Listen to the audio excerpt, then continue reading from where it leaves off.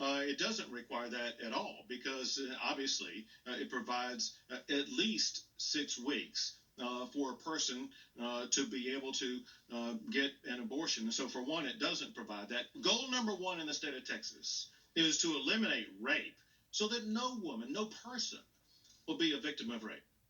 According to data from Statista, there were almost 15,000 rapes in Texas in 2019, more than any other state in the country. Texas also has more than 2,000 untested rape kits backlogged. If Governor Abbott has a means of eliminating all rapists or all rape from the United States, then there'd be bipartisan support for that.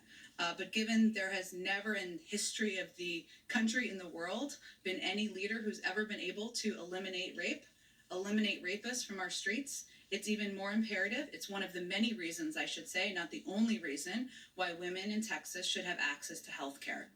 Last week, the U.S. Supreme Court allowed that Texas law to take effect on a 5-4 decision. California may soon make it illegal to remove a condom while being intimate without the other person's permission. It's also known as stealthing. The law would add the act to the state's criminal code associated with sexual battery. The bill is now heading to the desk of Governor Gavin Newsom. If he signs it, California would be the first state to make stealthing illegal. A Missouri junior high teacher has resigned after he was asked to remove a pride flag from his classroom. John Wallace taught at Neosho Junior High, just south of Springfield.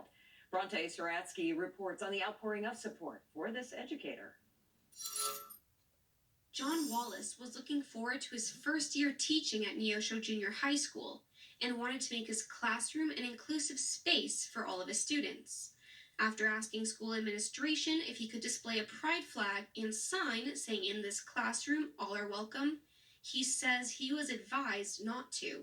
But I ultimately decided to put the signs up above my whiteboard, and I had a small pride flag on my bookshelf. When parents found out, they complained to the school superintendent, and Wallace was advised to sign a letter stating he would take down the pride flag and the sign in the classroom.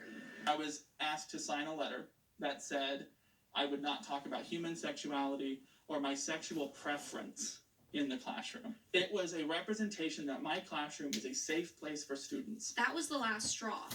He turned in his resignation the following morning. For this to happen was already upsetting enough because I have seen how this community responds to things like that. But I thought we had been able to move past this. The news was hard for many. One of Wallace's students was a member of the LGBTQ community. Her mother says she was excited to finally have someone to relate to. She's devastated.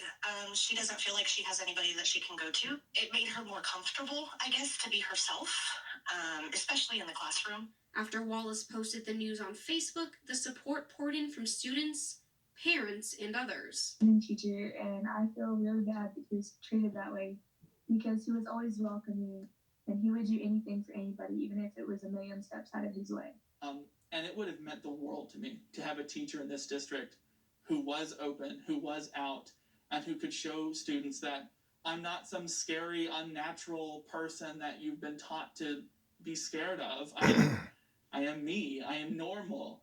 I just happen to love differently.